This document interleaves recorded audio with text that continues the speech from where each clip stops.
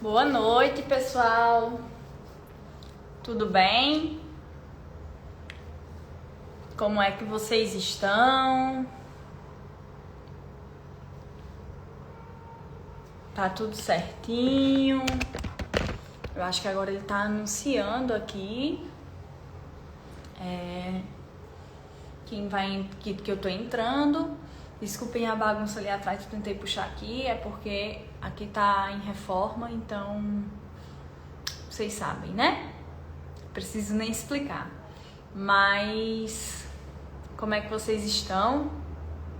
Tá tudo bem? Hoje o tema da nossa live é bem interessante. A gente vai falar sobre como a gente consegue alinhar o orçamento e o planejamento em tempo de variação de preço, tá? Nesse tempo que a gente tem vivido desde o ano passado. A live tem como convidado o Murilo Reis, que inclusive solicitou. E vamos esperar ele entrar. Tá? Ele que dispensa apresentações, um dos maiores orçamentistas do Brasil, tá? Parceiro nosso do Plantão Engenharia há muitos anos. Acho que desde que o Plantão Engenharia nasceu, né? Então a gente tem o Murilo Reis como um dos nossos parceiros. E foi uma relação que o Kaique estreitou e que hoje a gente pode ter a honra de falar com vocês e trazer essa pessoa e esse profissional tão dedicado e tão referência, né? Uma referência tão grande nessa área de orçamentação.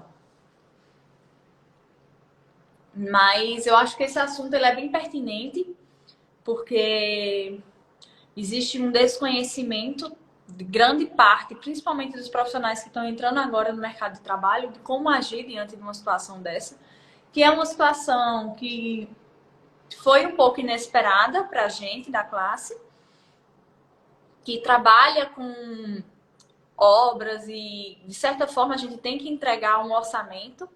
E quando a gente trabalha com essas obras, a gente entende que existe um preço a ser fechado e esse preço a gente precisa garantir ao cliente. Mas como é que a gente garante um preço se os próprios insumos estão sofrendo variação?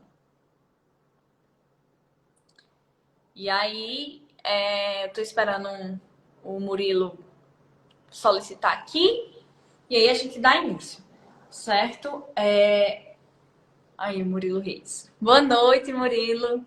Olá, pessoal, boa noite a todos. Mais uma vez, muito obrigado pelo convite aí para a gente poder fazer esse bate-papo. Com certeza que vai agregar muito o pessoal que está aí assistindo a gente.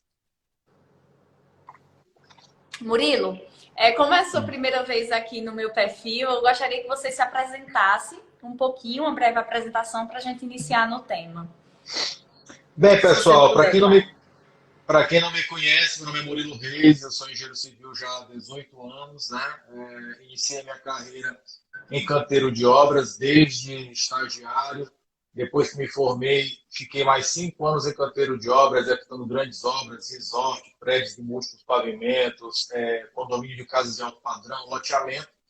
E aí comecei a brincar de fazer concurso público, né, assim, para me testar em paralelo com a minha carreira, e comecei a ser aprovado em alguns desses concursos. E hoje eu sou há 14 anos engenheiro civil de um banco público, né? E paralelamente com isso, sempre gostei de dar aula, então eu costumo dizer que eu sou há mais tempo professor do que engenheiro, né? Comecei dando aula para ensino médio, depois dei aula em curso técnico, faculdade, hoje dou aula apenas em pós-graduação.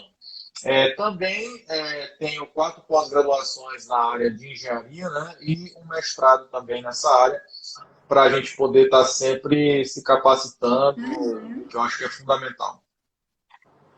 Exatamente. Murilo, o tema escolhido para a nossa live foi um tema que, inclusive, eu acho bastante pertinente, que é quando a gente fala sobre o alinhamento do planejamento e orçamento, né?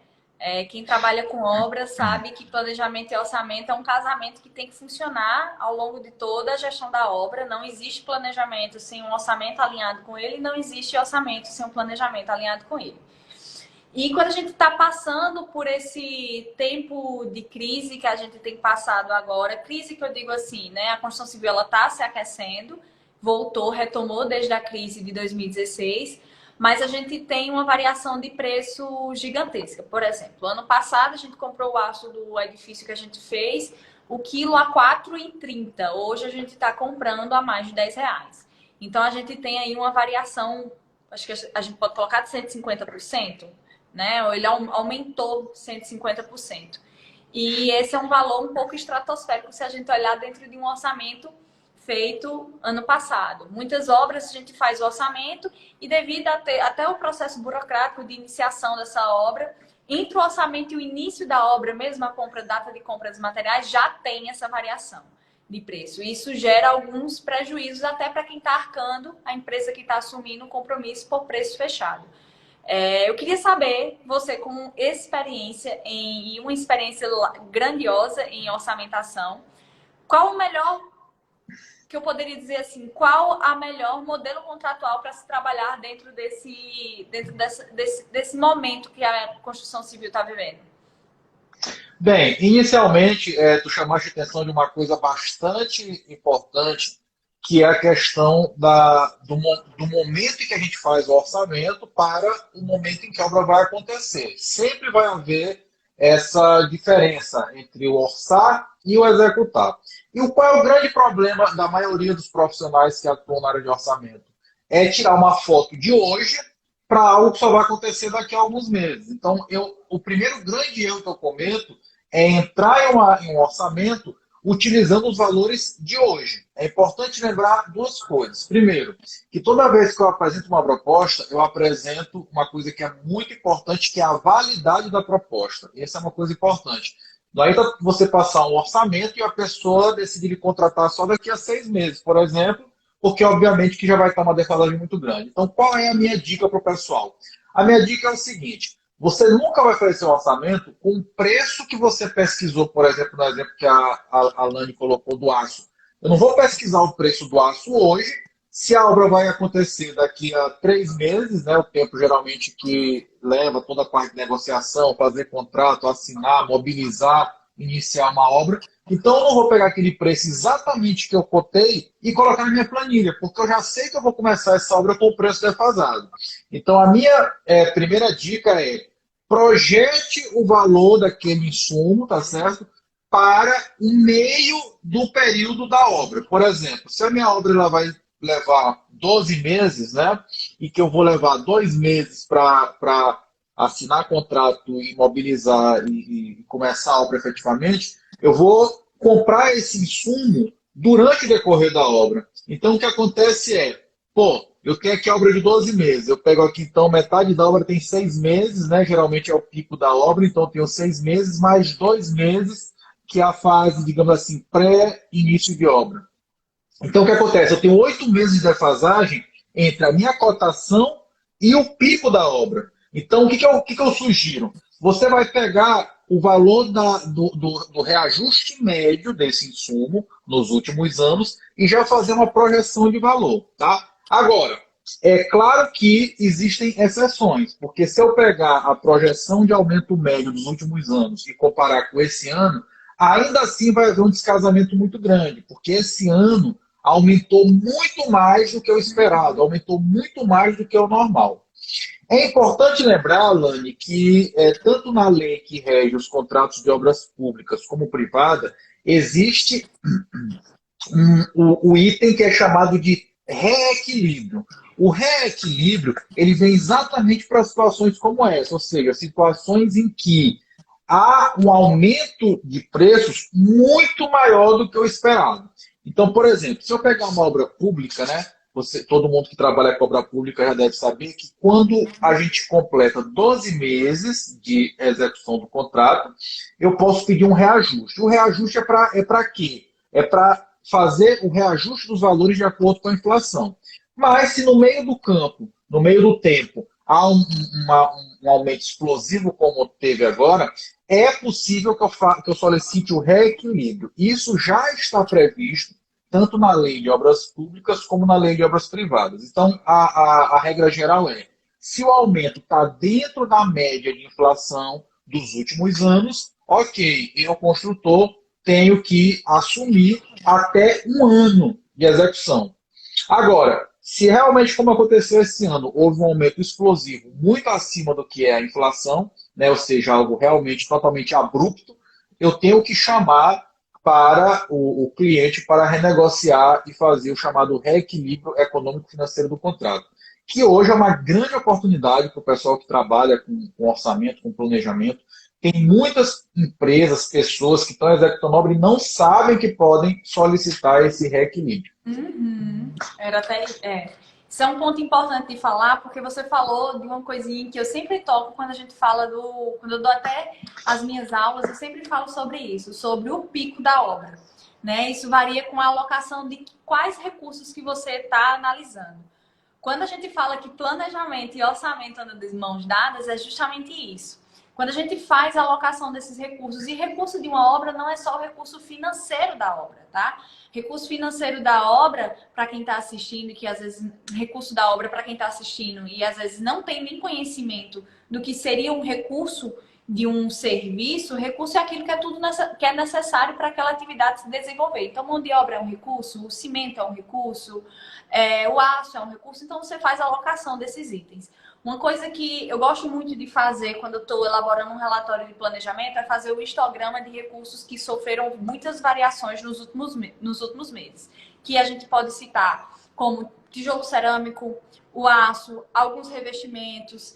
Então, a gente gosta de colocar, eu gosto de colocar no relatório justamente esse histograma. Não adianta eu agora, no início da obra, comprar todo o piso da minha obra se eu só vou fazer o acabamento dessa obra daqui a 10 meses. Não adianta. Então, o que é que a gente faz? A gente faz um ajuste com a projeção inflacionária desse valor atual para a data lá da frente. Porque como o Rodrigo falou, Murilo, eu vi o nome Rodrigo, Murilo, desculpa aqui embaixo. Como o Murilo falou, é exatamente isso que acontece. Quando a gente assume um preço fechado, a empresa assume um preço fechado, ela tem que garantir dentro do preço que ela fez durante um ano, certo? Então, é muito importante que a gente entenda por que o planejamento e o orçamento, eles andam de mãos dadas. Uma coisa também que eu acho que o Murilo vai poder até concordar comigo, é que quando a gente faz e planeja a compra desses insumos, existem planejamentos estratégicos de compra, né? Se eu deixar para comprar todo o aço na data que eu for começar a executar, eu vou estar comprando no maior preço dele. Se a projeção é que ele vá aumentando ao longo dos meses e eu deixar para comprar só quando eu for executar, ele também eu vou estar comprando a um preço maior. Se eu tenho estoque em canteiro, eu posso mitigar essa compra, né? No caso, eu posso comprar variavelmente, ou então se for fazer com um prédio de múltiplos pavimentos, eu posso estar comprando a cada um conjunto de lajes, e aí eu consigo mitigar o efeito. Eu faço, se a gente fizer o preço médio de todo o aço que eu comprei, eu vou estar pagando mais barato do que no dia oficialmente que eu vá iniciar a execução. Se eu tiver espaço em canteiro, isso favorece muito. Disposição de canteiro favorece muito a economia também de compra de insumo. Quando a gente dispõe o canteiro estrategicamente, a gente consegue comprar materiais que não tem um índice de avaria mais baixo e que a gente consegue manter eles e fazer com que a gente mantenha e tenha um preço mais acessível na data da compra. Qual outra dica, Murilo, que você pode falar para quem está começando agora a trabalhar com orçamentação e que está encontrando esse cenário, que é um cenário que eu digo que não é um cenário que a gente esperava, né, na pandemia?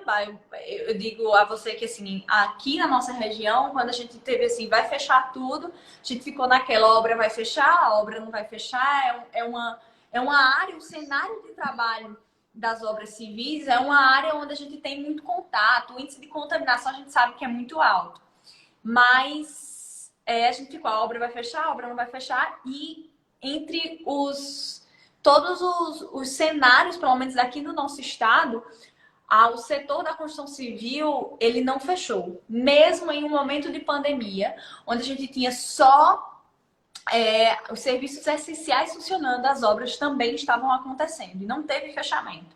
Então, isso aqueceu, de certa forma, as pessoas dentro de casa. Obviamente, a gente viu um número maior de reforma. No Espírito Santo tem um dado que eu gosto sempre de citar, que o número de reformas aumentou 90% em relação ao junho de 2020 aumentou 90% em relação a junho de 2019. Então, a gente teve um número de reformas e uma oportunidade muito grande para muitas pessoas começarem a empreender. Mas, em compensação, quem não tinha administração financeira dessas obras também teve muitos prejuízos. A gente teve relatos aqui da nossa cidade de obras que não conseguiram ser finalizadas justamente por preços maiores ou de clientes insatisfeitos, porque o preço que foi passado estava muito abaixo do preço que eles conseguiam executar. Então, qual a dica que você poderia dar para quem está começando agora? O meu perfil, ele tem muitos profissionais que estão se formando agora, que se formaram e que muitas vezes não sabem como agir, porque a gente sabe que orçamentação, planejamento, gestão de obras não é ensinado com tanta veracidade do que é o real na faculdade. Então, quando a gente entra no mercado, a gente tem que aprender de outras formas, buscando outros mentores e aí se capacitando mais. Qual a dica que você poderia dar? Bem, deixa eu só fazer um adendo aqui a uma coisa importante que tu falaste anteriormente, não podia deixar passar, porque acho que é muito importante. É muito importante, pessoal, que a gente conheça o contrato da obra que a gente está executando, tá? Porque a Lani deu uma dica muito boa sobre a questão de antecipar a compra, né? É claro que se houver possibilidade de a gente antecipar a compra e tiver espaço em canteiro, enfim, para poder armazenar e tal, é uma excelente medida, né? No momento em que nós estamos tendo um aumento de preços, né, de forma explosiva, como está tendo agora. O aço, por exemplo, chegou a aumentar em alguns locais mais de 150% em 12 meses. Ou seja, mais que dobrou o valor. Só que um detalhe muito importante que a gente tem que saber é se o contrato permite o pagamento de material em canteiro de obras. Vou dar um exemplo aqui real, tá, de uma construtora. Porque na obra pública, por exemplo, você só recebe o insumo quando ele está aplicado. Ou seja, já aconteceu aqui no meu estado de uma construtora comprar o aço da obra toda, né, e aí querer fazer a medição daquele aço, ou seja, receber por aquele aço que ela comprou. Mesmo ela estando com o material todo no canteiro, só é permitido que a gente faça o pagamento de quando aquele aço virar uma peça de concreto concretada no local. Ou seja, que tiver o que a gente chama de funcionalidade. Tá?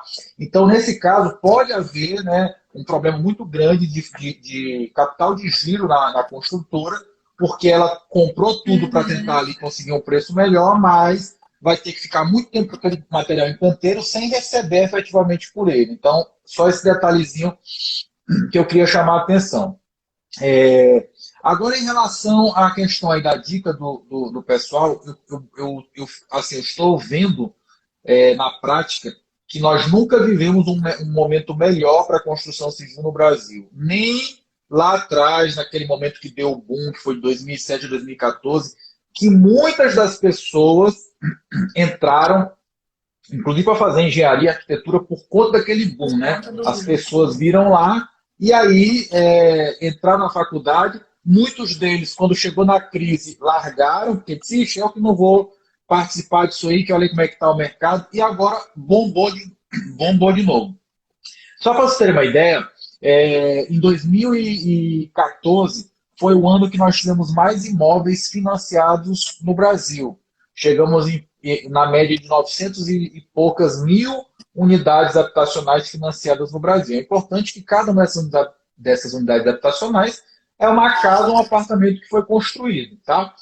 Esse ano, até o metade do ano, nós já ultrapassamos a meta de 500 mil unidades. Isso quer dizer que, continuando dessa forma, nós vamos chegar em 2021 com mais de 1 milhão de unidades habitacionais financiadas. Então, isso quer dizer o quê? São 1 milhão de apartamentos, de casas que foram e estão sendo construídos. E os dados mostram também que o número de lançamentos, ou seja, projetos que estão em desenvolvimento para daqui a 2 anos se tornarem novas casas, novos apartamentos, é o maior também dos últimos tempos. Alguns números mostram que aumentou, que cresceu mais do que 100% em relação ao ano passado.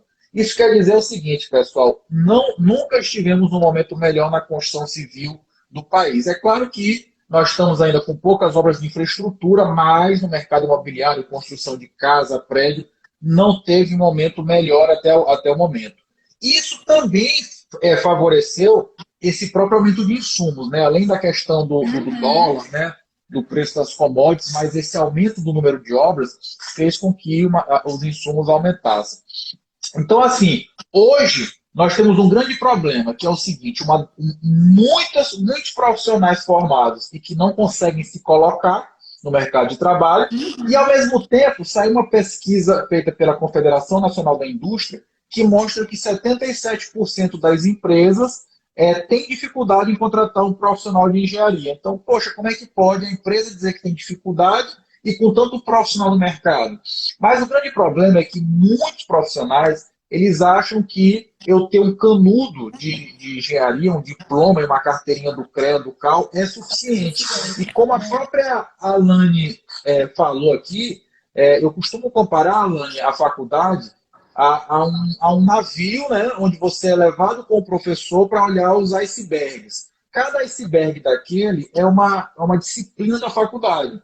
Só que a gente sabe que o iceberg, o conhecimento que é mostrado dentro da faculdade, é isso aqui, mas embaixo da água tem aqui uma grande quantidade de conhecimento que não dá tempo do professor ensinar. Eu costumo brincar que se a faculdade de engenharia fosse para lhe tornar um profissional pronto, ela tinha que demorar 15 anos. E é claro que isso seria completamente irracional, né? Então você precisa buscar dentro daqueles icebergs, daqueles conhecimentos ali, algum que você realmente se apaixone por ele, para que você possa realmente se aprofundar naquele conhecimento, né? Você tem que diminuir essa quantidade de áreas que você aprende na faculdade. Eu costumo dizer que o aluno ele sai um oceano de conhecimento com um palmo de profundidade. Você precisa diminuir, mas se aprofundar. Você precisa ser o melhor possível na sua área. Você precisa estudar, se capacitar, para que você se torne uma referência. Quanto mais você se capacitar, quanto mais você se preparar, maiores são as suas oportunidades e o melhor, menor é a sua concorrência, tá? Hoje, por exemplo, eu não preciso ficar disputando preço. Imagina, poxa, Murilo, tem uma pessoa que fala mais barato do que tu. Eu até indico, se o cliente vai me procurar, Murilo, eu quero um orçamento ou uma avaliação de imóveis, ele me pede o preço, eu passo, ele diz, não, tá caro, eu digo, não, quer que eu te indique o mais barato? Eu sou o primeiro a indicar, tá? Porque tem profissional que cobra mais barato, mas o tanto que eu me capacitei, que eu estudei, que eu me preparei, eu hoje não preciso mais ficar disputando o preço. Eu acho que cada profissional tem seu lugar no mercado. Mas, fundamentalmente, para não falar demais, Alane, além de se capacitar, né, que eu acho que isso é um ponto hoje fundamental, e sabe uma coisa também que é muito importante? Nunca antes na história houve tanta facilidade das pessoas se capacitarem, tá?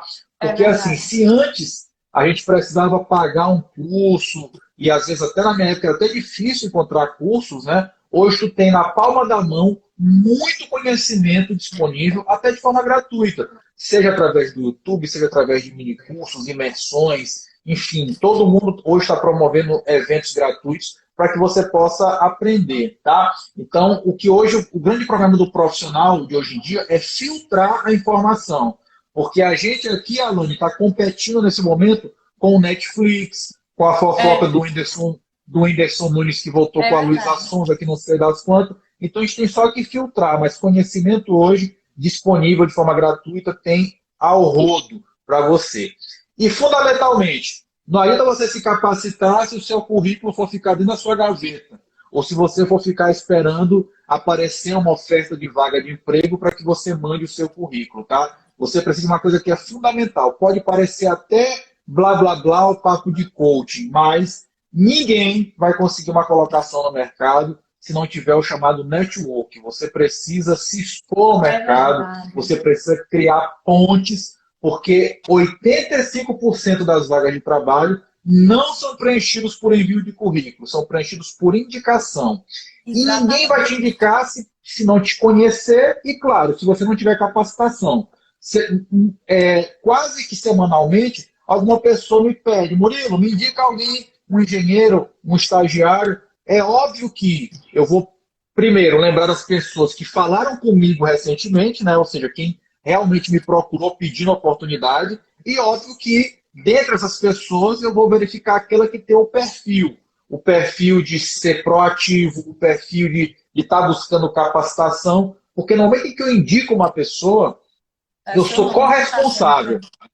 pelo sucesso ou pelo fracasso dela. Se o cara for bem, o meu nome sobe junto, porque diz, pô, Murilo me indicou um cara fera. Se a pessoa for mal, vai dizer, poxa, o Murilo tá me indicando essa pessoa aí, e veio aqui, só fez bobagem, não sabia nada. Então, é muito importante isso, aliar capacitação e network. É verdade. E isso é muito importante, porque a gente às vezes acha que o que a faculdade ensina, foi até um tema de uma outra live nossa, que o que a faculdade ensina é suficiente, e não é. O que mais o mercado exige de você, a faculdade ela não te ensina, que é o QI. Ninguém entra e sai de lugar nenhum se não tiver o quem indica, né? Aí a pessoa diz assim, mas eu tô tirando o meu mérito. Não, você tá entregando a sua referência a uma pessoa que é influente para um potencial cliente seu. E independente de você quiser, se você quiser trabalhar como empreendedor, empreender na construção civil, ou até mesmo ser contratado, vai ter que precisar de alguém que lhe indique, né? A gente sabe que a construção civil tem um LTV muito baixo. Então, uma das formas de a gente aumentar o LTV das nossas obras, principalmente se você empreende, é a gente tendo um índice de indicação alto. E foi muito importante você ter tocado nisso, porque eu falo tanto nisso, Murilo, mas assim, às vezes as pessoas acham que vão conseguir chegar nos lugares sozinhas. E não é assim, ninguém chega em lugar nenhum sozinho. Essa semana chegou, a gente recebeu uma ligação ontem, inclusive, de um empresário aqui da região, um amigo nosso, e que pediu um engenheiro que pudesse trabalhar, se a gente tinha algum engenheiro, para indicar ele, para levantar um edifício que ele está levantando, acho de 20 pavimentos, em tempo integral para receber o salário de 9 mil reais. Então, olha a importância de você ter um network com pessoas que vão te influenciar, porque ele chegou para mim e fez assim: você tem para indicar? Chegou para a gente, fez: vocês têm para indicar? E a gente disse a algumas pessoas que a gente tinha e fez: eu recebi o currículo dessa pessoa aqui, mas aí eu queria saber de vocês, se eu contrato ou não contrato. Então, olha a importância de estabelecer relacionamento, de você ter potenciais influenciadores do seu trabalho. Influenciador não é só o que a gente vê hoje, a gente está tão bitolada, essa geração é uma geração que é tão bitolada a ter conteúdo tão fácil que muitas vezes ele quer receber muito mastigado, tem preguiça de procurar. E é uma geração que, infelizmente, quanto maior o nível de preguiça, maior o nível de desistência e de frustração nessa profissão. Se a gente olhar atrás, engenheiros que se formaram há 20 anos, 25 anos, não existia literatura nacional, muitas literaturas nacionais na área de engenharia. Eram livros em francês, livros em inglês. Eu estudei na Universidade Federal e até na biblioteca mesmo, eu tive professores que ainda hoje indicavam esses livros em francês. Então, a gente tinha que saber o mínimo dessas línguas para poder entender alguns conceitos desses livros. E a gente entra lá no setor de engenharia civil, a gente vê, meu Deus, como era difícil aprender engenharia civil, como era difícil buscar conhecimento além do que o professor te passava em sala de aula naquela época. Não existia internet, você não tinha o celular na palma da mão. E hoje a gente tem um ambiente onde a gente consegue ter acesso a tudo, mas a nossa atenção está desfocada. É muito comum a gente receber e escutar profissionais que estão entrando no mercado de trabalho dizendo que não tem tempo de se capacitar. Mas se a gente pegar o relatório do iPhone ou do Android deles e ver o quanto tempo eles gastaram em cada rede social, a gente vai ver que o tempo passou muito rápido. E eu acho que os grandes percalços que a gente tem durante o caminho profissional, eu digo isso porque eu tenho 25 anos, eu não tenho muito tempo de formada, mas o que eu aprendi foi fruto do que eu busquei. Eu não teria, se eu tivesse seguido uma vida, um fluxo normal, eu teria aprendido. Não imaginaria ter aprendido em 25 anos o que eu já aprendi. Não imaginaria ter assumido as responsabilidades que eu já aprendi. E eu acredito que é aquela máxima, né? O dinheiro que você não ganha é pelo conhecimento que você ainda não adquiriu. É isso mesmo que acontece. Eu gostei muito da sua dica, Murilo, porque assim, complementa tudo, é todo um conjunto mesmo. E quando a gente fala de quando você entra em obras, eu estou vendo na minha cidade, é uma cidade pequena, e quem mora em cidade pequena sabe como é que funciona o mercado da construção civil. E eu vejo muitos profissionais que se formaram agora assumindo assim 50 obras de uma vez, fechando obra por CUB, que inclusive é um erro, uma prática muito comum no mercado de trabalho. Quanto é o preço do seu metro quadrado? A gente recebe muito essa questão e a gente costuma falar justamente, eu costumo dizer aos clientes um exemplo que a gente aprendeu e que funciona quando a gente entende a conjuntura total do que um orçamento é para uma obra. Se a gente pegar um banheiro de 2 por 2 e um banheiro de 4 por um, o mais caro é o de 4 por um. Mesmo que os dois tenham 4 metros quadrados, porque o de 4 por um tem 10 metros de perímetro. Se a gente multiplicar pelo pé direito, a gente vai ter uma área de revestimento maior do que o banheiro de 4 por 2. Então, não é por preço de metro quadrado. Se a gente tiver o mesmo banheiro, com a mesma área, com a mesma louça que eu estiver usando no de 2 por 2, eu vou estar usando no de 4 por um, o de 4 por um ainda assim vai ser mais caro. E as pessoas erram muito, isso diminui muito a margem de muitas construtoras. Muitas construtoras pegam o mesmo empreendimento, reproduzem o mesmo empreendimento e têm valores de lucratividade diferentes para o mesmo empreendimento. Porque o preço por metro quadrado de venda varia com o mercado, varia com a região, e ela está reproduzindo a mesma coisa, diminuindo o que vai agregar valor a ela. Então, analisar a gestão de obra como orçamento, planejamento, um estudo de viabilidade financeira inicial daquele empreendimento é muito importante. Eu queria que você falasse aqui um pouquinho sobre essa prática de fechar com o CUB, e porque ainda é muito utilizado, a gente sabe que é um processo para fechar logo o contrato, né? Principalmente por profissionais mais empíricos. Mas eu queria que você falasse um pouquinho, Murilo, o que é que você acha do CUB como referência para orçamentação? Bem, primeiramente eu queria dizer que o mal de muitos profissionais hoje em dia é a preguiça, né? É. Quando é na área de orçamento, isso é demais, porque as pessoas acham que uma tabela, e aí tu está falando do CUB, mas eu posso também até elencar aqui, por exemplo, o SINAP. Tem gente que acha que vai simplesmente pegar o SINAP, vai pegar lá os valores que estão lá e vão preencher a sua planilha e acha que você vai chegar num orçamento assertivo, tá? É importantíssimo entender que é o seguinte, não existe tabela, não existe valor por metro quadrado que vá se adequar a todas as situações, porque cada obra tem sua peculiaridade. Por isso, que para que eu possa fazer um orçamento assertivo, a primeira coisa que eu preciso ter é um bom projeto. E quando eu falo um bom projeto, é um projeto detalhado, né? Porque conforme a Alane falou, alguns aspectos construtivos vão influenciar bastante no custo, tá? E outra coisa também que precisa ser avaliado. Primeiro, tanto o CUB quanto o SINAP, os preços são pesquisados na capital.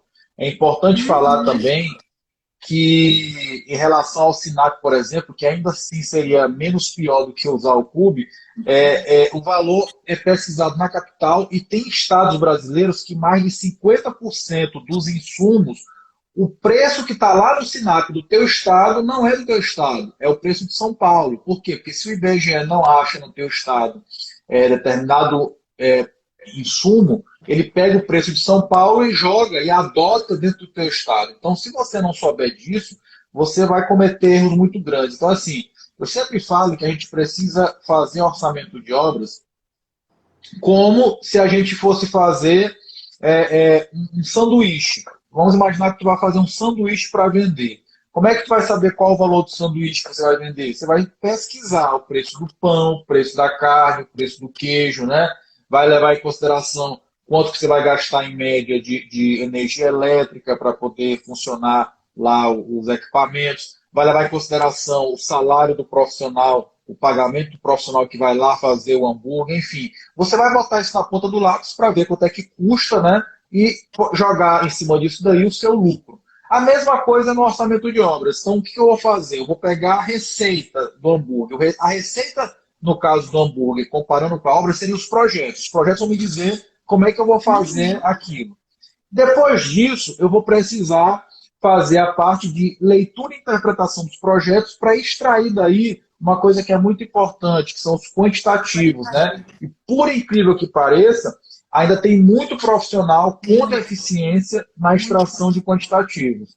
Isso se deve muito ao fato de que as pessoas não têm, na maioria das faculdades, eu pelo menos desconheço, uma aula muito simples, que é chamada de leitura e interpretação de projetos. Quem na faculdade pegou os projetos de uma casa que seja, e pegou todos os projetos, arquitetônico, estrutural, elétrico, hidráulico, e pegou aquilo para ler e interpretar? Quase ninguém. Então as pessoas muitas vezes vão ter essa leitura e interpretação de projetos quando começam a estagiar, começam a trabalhar. E bom daqueles que conseguem, né, estagiar para que possa ter essa experiência antes de chegar no mercado de trabalho. Porque depois que você se formou e você pegou a primeira obra para você fazer um orçamento, para você executar, você não tem mais chance de aprender errando. Você vai aprender errando para os outros, né? Cometendo erro na construção dos outros.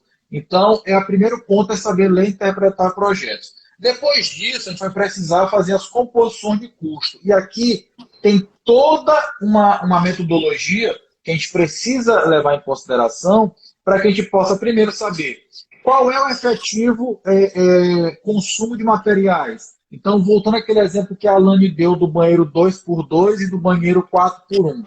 Os dois têm a mesma área, mas existe uma grande probabilidade do banheiro 4x1 eu gastar mais cerâmica, não só pela área, mas também porque a quantidade de cortes que eu vou ter em cerâmica é muito maior, uma vez que o banheiro é mais estreito, né?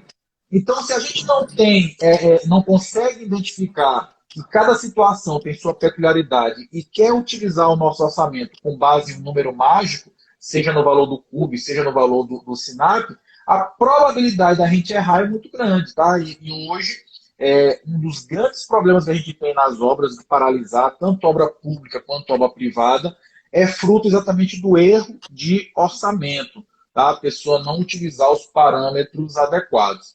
E aí, uma dica que eu dou para as pessoas é o seguinte, faça um brainstorming para que você possa aí, elencar todos os insumos, todos o material, mão de obra, equipamentos que você precisa para a obra, para que você possa realmente levantar esses custos na ponta do lápis, tá?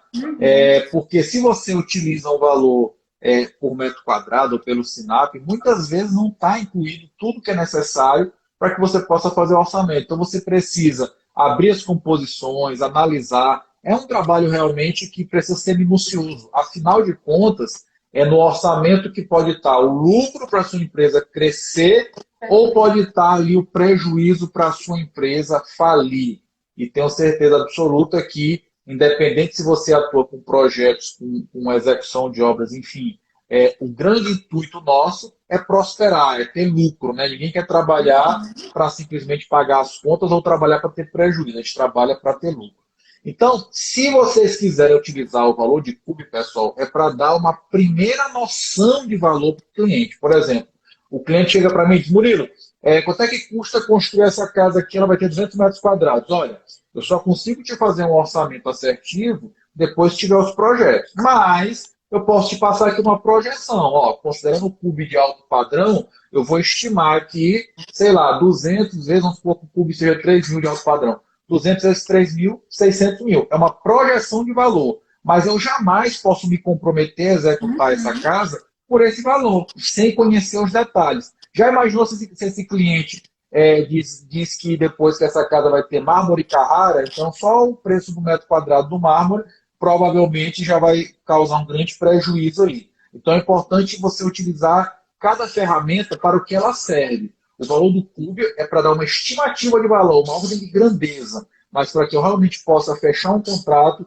eu preciso fazer um orçamento analítico. E aí eu tenho que me aprofundar até mais do que o Sinap, porque, de novo, o Sinap o preço é pesquisado na capital, muitos dos preços do Sinap são preços de São Paulo e não aí do seu estado, e isso pode levar a grandes prejuízos.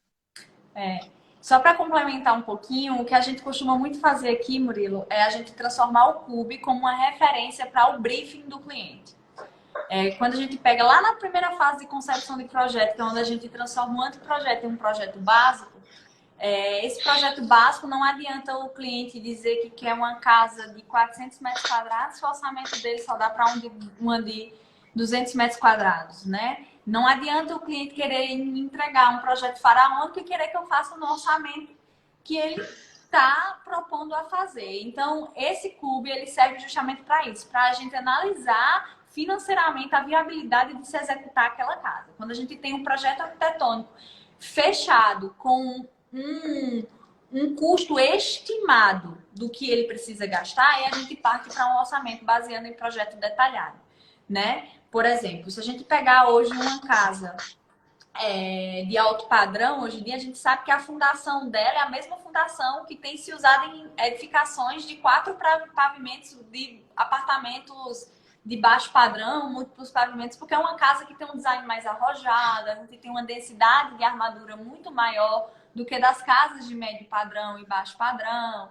A gente tem balanços muito... Então, a gente gasta muito com estrutura. A gente teve uma casa agora que a gente orçou, que a gente tinha 12 toneladas de aço, essa casa.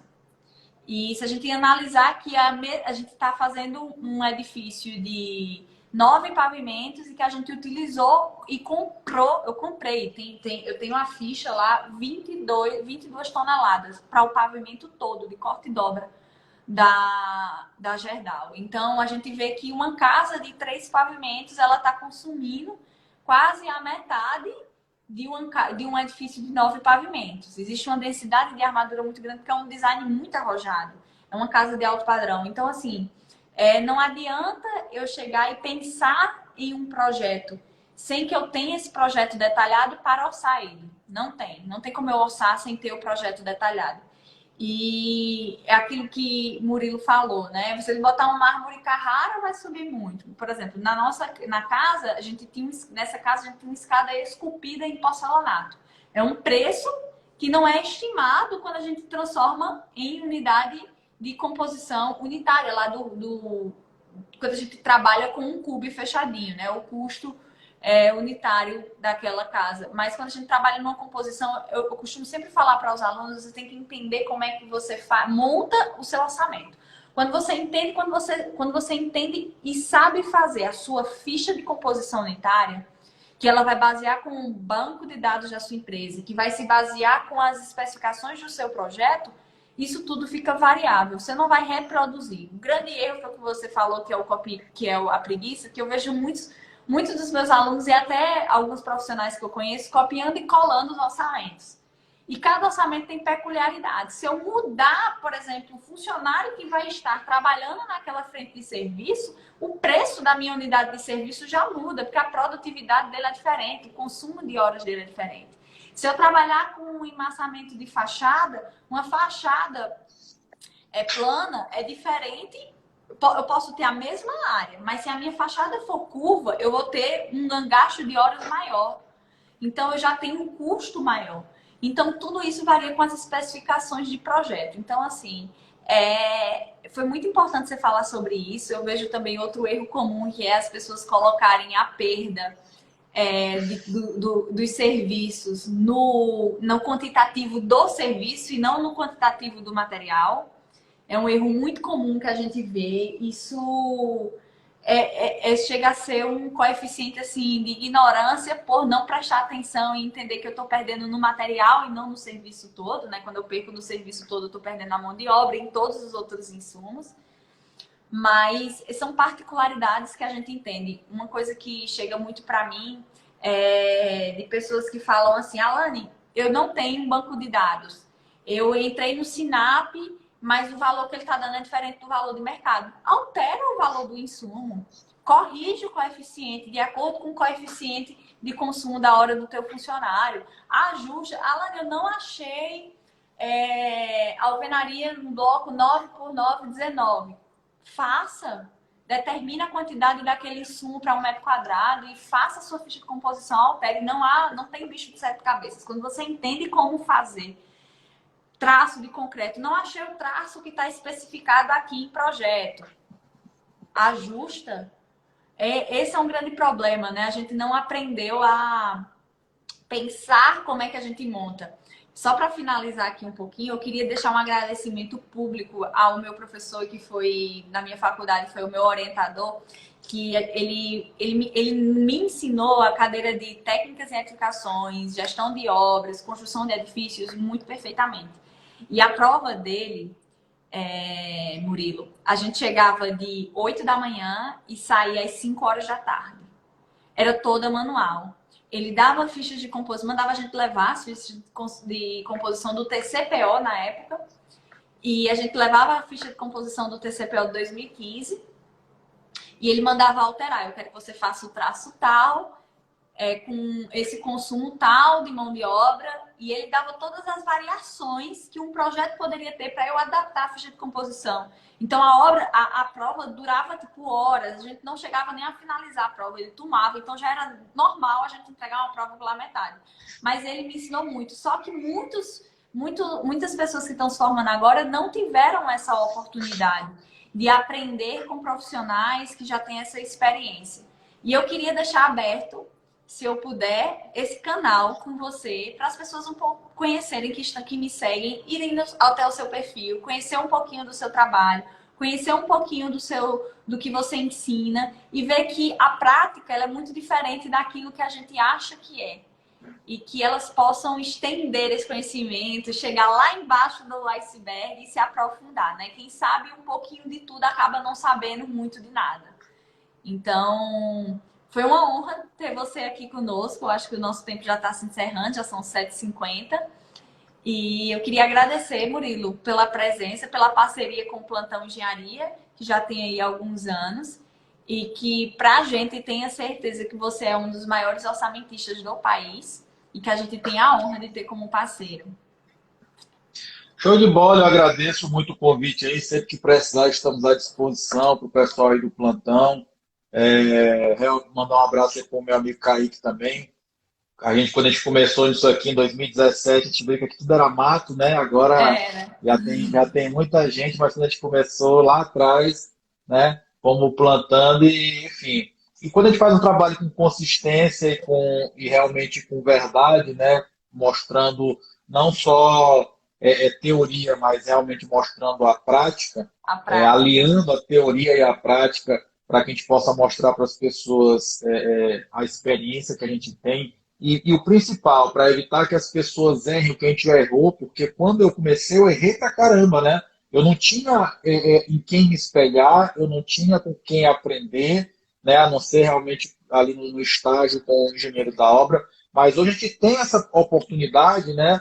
De se eu quiser me especializar em concreto armado, eu posso seguir aqui no perfil no Instagram de vários projetistas estruturais que estão lá mostrando o dia a dia do trabalho deles para a gente. Então, hoje a gente tem essa oportunidade, né, de se espelhar em pessoas que a gente quer seguir aquela carreira. Então, de novo, bater naquela tecla de que a gente precisa hoje é filtrar o que a gente acompanha, né? Hoje são muitos pontos que ficam chamando a nossa atenção, é o Netflix, é o perfil da fofoca, é não sei o quê, mas eu preciso ter alguns momentos do meu dia para eu realmente focar em aprender. Então, o pessoal que está seguindo a gente aí, existe a oportunidade hoje de aprender gratuitamente com referências em todas as áreas que vocês imaginarem.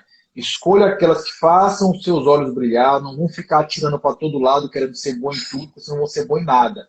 Então, o que eu gosto, o que eu mais gostei de aprender? Foi planejamento, foi orçamento, foi projeto estrutural? Escolha uma área e estude aquilo para que você se torne uma referência na área, para que você saiba mais do que os outros. Quando chegar nesse momento, você vai ter o seu lugar no mercado de trabalho sem precisar disputar preço. E digo mais, pessoal, hoje existem muitas oportunidades na nossa área, tá? Só está faltando muitas pessoas tirarem a venda dos olhos e deixarem o empreendedorismo aflorar.